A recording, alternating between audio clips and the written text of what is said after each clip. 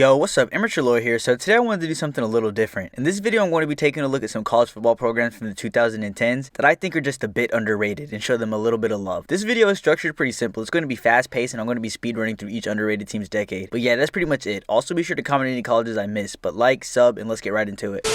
Okay, so the first college I want to bring up in this video that I feel like goes somewhat underrated when talking about great programs of the 2010s is the Baylor Bears. We're going to start from the beginning of the decade and go year by year to the end. Starting in 2010 under head coach Art Briles, the Bears would go 7-6. Now, I know that record might seem underwhelming to some, but at this point Baylor had been a laughingstock in the world of college football and were building towards something greater. As in the last 5 years before 2010, the program hadn't won more than 5 games. So to win 7 in a season, I'm sure the fans in Waco could see the potential. The following year in 2011, Baylor would start to make some noise, led by a quarterback I'm sure we're all familiar with at this point, the college football legend Robert Griffin III, who would lead the Baylor Bears to a 10-3 season with huge wins against 14th ranked TCU, 24th ranked Texas, and 5th ranked Oklahoma. I think easily the highlight of this year was Robert Griffin III winning the Heisman. In 2012, Baylor would drop back down to reality somewhat after RG3's departure to the NFL and go 8-5. Not a great season, but not a bad season by any means, as they would end the year with a 4-game winning streak and would beat the #1 team in the country, the Kansas State Wildcats, ending K-State's chances of playing in the Natty. 2013 is the year when Baylor actually would start their 3-year championship window, as these teams during this 3-year stretch all really had a good shot of making some serious noise in the college football world. Starting in 2013, Baylor would go 11-2, and at one point during the season was ranked as high as the 3rd spot in the country, going into a Week 11 game against the 10th ranked Oklahoma State Cowboys, but would get outplayed and lose 49-17. 2013 was great, but 2014 would be even better, as the Bears would go 11-1 during the regular season, reaching as high as the 4th spot in the rankings, and would be in serious consideration all year for one of the 4 spots in the CFB rankings. But due to there not being a Big 12 championship game, Baylor would get stuck on the outside looking in, finishing 5th in the final college football playoff rankings, and would have to play in the Cotton Bowl and would lose in a shootout to Michigan State 42-41, finishing the year off 11-2. During the 2015 season, Baylor would start off 8-0 and would be ranked as high as the 2nd spot in the country. Unfortunately, after the hot start, Baylor would fall off a cliff and lose 3 of their last 5 games, finishing the year off 10-3. But at least they would win their bowl game against the 10th ranked North Carolina Tar Heels. After 3 straight years of 10 or more wins, Baylor would enter a down period, mostly because of some disgusting things that I won't discuss that led to the firing of their head coach that cultivated this winning culture. Baylor would start to slowly fall off from the peak of the college football world. Beginning in 2016, it would start slow as Baylor would start 6-0, but would lose 6 straight games before winning the Cactus Bowl against Boise State to finish the year 7-6. In 2017, Baylor's first year under new head coach Matt Rhule would be even worse, as the Bears would only win 1 game that year, going 1-11. 2018 would be much improved, as the Bears would win 7 games that year and end the season with a win against the Vanderbilt Commodores in the Texas Bowl, finishing the season 7-6. I think the last year to end this decade was the most unexpected, as in 2019, Baylor would be sitting at 11-1, ranked 7th in the country, going into the Big 12 championship game against the Sooners. They would lose in overtime, but if they would have pulled out this win, they could have made it to the college football playoffs. Baylor would finish the 2010s with an 83-47 record, would appear in 3 BCS bowl games, would have a Heisman winner, and would finish with 10 or more wins 5 times during this decade. To put that into perspective, that's more 10-win seasons during this stretch than teams such as Tennessee, Florida, Michigan, USC, Texas, and the Miami Hurricanes. And if I'm being honest, much more than I'm just too lazy to look up. Point is, put some respect on Baylor when talking about the greatest teams of the 2010s. The next program that I honestly feel like people sleep on when talking about the great teams of the 2010s is the Stanford Cardinal. I know when we think of Stanford nowadays, they're kind of a bottom feeder in the world of college football, as while I'm currently recording this video, Stanford is currently on their 4th losing season in a row. 5 if you don't count the year 2020, when the Cardinal only played 6 games. Long story short, I think people need to be reminded of how great this program was in the 2010s. Starting in the year 2010, which would be Jim Harbaugh's last year coaching in Stanford, he would guide the program to their best season since 1992, as they would finish the year 12-1, led by quarterback Andrew Luck with a dominant win in the Discover Orange Bowl over the Virginia Tech Hokies. In 2011, a new coach would take over for the Cardinal, him being David Shaw, and this is when I feel like Stanford would take that next level, becoming one of those teams who were competing for natties each and every year. Starting in 2011, Stanford would start the season off 9-0 and would be ranked as high as the 4th spot in the entire country, going into their huge conference matchup versus the Oregon Ducks. They would lose and their chances of playing in the natty would evaporate, but they would still make the Fiesta Bowl, losing to the 3rd ranked Oklahoma State Cowboys, finishing the year 11-2. 2012 was an odd year for Stanford, as they would start the season off 4-2, but would go on an 8-game winning streak to end the year, as well as winning the Pac-12 championship game against the UCLA Bruins. I think the highlight of this year was the win on the road against the 2nd ranked Oregon Ducks in overtime, and the 20-14 win against Wisconsin in the Rose Bowl to end the year, bringing the Cardinals' final record on the season to 12-2. 2013 was pretty identical to the 2012 season for Stanford, as they would lose the game early, but would be be sitting at 8-1 and ranked as high as the 4th spot in the polls, going into their matchup against the USC Trojans. Sadly, they would lose, but would still manage to win their conference for the 2nd year in a row, but would end the season with a loss in the Rose Bowl to Michigan State, bringing their final record on the season to 11-3. 2014 was a year I'm sure many Stanford fans would want to forget, as this would be the year Stanford's 4 straight years of winning 11 games or more would come to an end. But come on, let's be real for a second. 4 straight years of winning 11 games or more is just bonkers. Not 10 wins, but 11. You fans down in Stanford were eating extremely well, so I'm sure only going 8-5 in 2014 wasn't that bad. 2015 would be a return to form for Stanford. Well, it kinda was. Let me explain. This year started off extremely bad for Stanford, as they would lose their first game of the season to the powerhouse Northwestern Wildcats. But after that first loss, Stanford would rattle off 8 straight wins, led by their Heisman hopeful running back Christian McCaffrey. And at one point during the season, Stanford would be ranked as high as the 7th spot going into their matchup against Oregon, which they would lose, ending their shot to make the college football playoffs. Stanford would still end the 2015 season on a high note, winning their conference for the 3rd time in the last 5 years, with another Rose Bowl win against the 5th ranked Iowa Hawkeyes, finishing the year 12-2. 2016 would be a step down from the previous team that competed for a college football playoff spot, as Stanford would be sitting at 4-3 through their first 7 games, but would bounce back and rattle off 6 straight wins, ending with the Sun Bowl win against the Tar Heels, bringing their final record on the season at 10-3. Yet again, another 10-win season for the Cardinal. 2017 wasn't so much a bad season for Stanford, but it wasn't a great one either, as they would finish the year 9-5. I will say the squad was still playing meaningful football all season, as they did make it to the Pac-12 championship game but would lose to the Trojans. In 2018, Stanford would have their last year of playing big-time ball, as they would be ranked as high as 7th in the country going into a big-time game versus Notre Dame. Stanford would lose, and that would pretty much be the end of their chances of competing for a college football playoff spot, as they would go 4-4 in their remaining games, ending the season with the Sun Bowl win and going 9-4. Finally, to end the 2010s, in 2019, Stanford would have their worst season by far this decade, going 4-8. Not really much to talk about from this season, as they were not a competitive team this year at all. All in all, Stanford is definitely one of those programs that when you talk about best colleges of the 2010s, you have to mention them. During this stretch, the Stanford Cardinal would go 98-35, winning 3 Pac-12 championship games, 2 Rose Bowls, and an Orange Bowl win. 4 straight seasons of winning 11 games or more, and even crazier 6 seasons of 10 or more wins. And just like with Baylor during the 2010s, this decade from the Cardinals produced more 10-win seasons than a lot of big-time college football programs. So when talking about best teams of the 2010s, make sure you throw Stanford in there. Okay, so for the last program that I want to bring up in this video that I think somewhat gets slept on when talking about great colleges of the 2010s, I have to bring up the TCU Horned Frogs. TCU would start the 2010s off hot, as in 2010 the Horned Frogs would pull off the perfect season led by the Red Rocket at quarterback Andy Dalton, winning 13 games, which included a win against 24th ranked Oregon State and a dominant 47-7 win against the 5th ranked Utah Utes, and a win in the Rose Bowl against Wisconsin to end the season 13-0. 2011 would be a step down from the 2010 season, but I mean, when you go 13-0, there's really nowhere to go but down from there. Anyway, TCU would be sitting at 3-2 through their first 5 games, but would win every single game of the season after that, including a huge win on the road against the 5th ranked Boise State Broncos, finishing the year 11-2. 2012 is the year when TCU would get the promotion from the Mountain West Conference to the Big 12 Conference, and as expected, things would be rocky during their first year. They would start the year off 4-0, but would crash out after that, finishing the year 7-6. 2013 would be the Horned Frogs' worst season of this decade so far, as they would still be going through the struggles of playing in a whole new conference with bigger and better competition. TCU would go 4-8, ending the season losing 5 of their last 6 games. 2014 would be a legendary season and a return to form for the TCU Horned Frogs, as they would start the season off 4-0, going into their massive game versus the 5th ranked Baylor Bears. They would lose in one of the greatest college football games ever played, but would rattle off 7 straight wins, being ranked as high as 3rd, but would sadly be on the outside looking in during the final week of the college football playoff rankings, because they didn't get a chance to play in a conference championship game because of a weird rule in the Big 12, related to having a certain number of teams in your conference to play in a conference championship game. TCU would still finish the season off strong, blowing out Ole Miss in the Peach Bowl, finishing the year 12-1. In 2015, the TCU Horned Frogs would start the year out extremely hot, starting the year off 8-0 and being ranked as high as the 2nd spot in the polls at one point in the season. All of that would come crashing down in the Horned Frogs matchup versus the 14th ranked Oklahoma State Cowboys, so they would get blown out 49-29. TCU would stumble again later on during the season to the 7th ranked Oklahoma Sooners, but would end the season strong with 2 straight top 15 wins against 7th ranked Baylor and against 15th ranked Oregon in a classic game that would see the Frogs down by 31 at half, but they would fight back to win the game in triple overtime 47-41 to secure the Valero Alamo Bowl and bring TCU's final record on the season at 11-2. 2016 would be a down year for the Horned Frogs, as they could never really find a groove during the season, finishing 6-7. Finally, after the down season in 2016, the Horned Frogs would bounce back in 2017, playing much better ball, and would start the year off hot, winning their first 7 games. And during this 7-game stretch, the Horned Frogs would have huge wins against the 6th ranked Oklahoma State Polks and the 23rd ranked West Virginia Mountaineers. The Horned Frogs would be ranked as high as the 4th spot in the country going into their matchup with the Iowa State Cyclones, but would lose. And after the tough loss, TCU's season would slowly fall apart, as not too short after the Horned Frogs would lose to the 5th ranked Oklahoma Sooners. TCU would finish the season off strong after their loss to the Sooners and would have a chance for redemption, as they would make it to the Big 12 championship game in a rematch rematch versus Sooners. Sadly for the boys in purple, the only thing that would change during this rematch was the location, as the Horned Frogs would be dominated by the Sooners 41-17. TCU would bounce back, winning their bowl game against the 13th ranked Stanford Cardinal to finish the year off 11-3. 2018 would mark the beginning of the downfall of TCU during the Gary Patterson era. Nothing wrong with it, even the greatest coaches lose at some point. Anyway, TCU would have a pretty mediocre season, finishing the year off 7-6. I wish I could say 2019 was much better, but it really would be even worse, as TCU would finish 5-7 and miss a bowl game to end the 2010s. Overall, TCU would be, in my opinion, one of the best programs of the 2010s. I know they kind of fluttered out near the end of the decade, but when you're not a blue blood program recycling out 5-star talent every year, it's kind of hard to maintain that level of dominance. Before we wrap up, let's take a look at some of the Horned Frogs accolades during this decade. TCU would go 87-42 through the 2010s, putting together 5 11-win seasons with 2 BCS bowl game wins and 3 conference titles, 2 of them being Mountain West titles and 1 of them being a Big 12 title. Comparing these stats to a lot of big-time college football programs, I think it's easy to see why I put TCU up there with the best programs of the 2010s. But that's just about going to do it for this video. If you made it this far, be sure to like and subscribe and comment down below any teams or players you want me to cover. I'm out.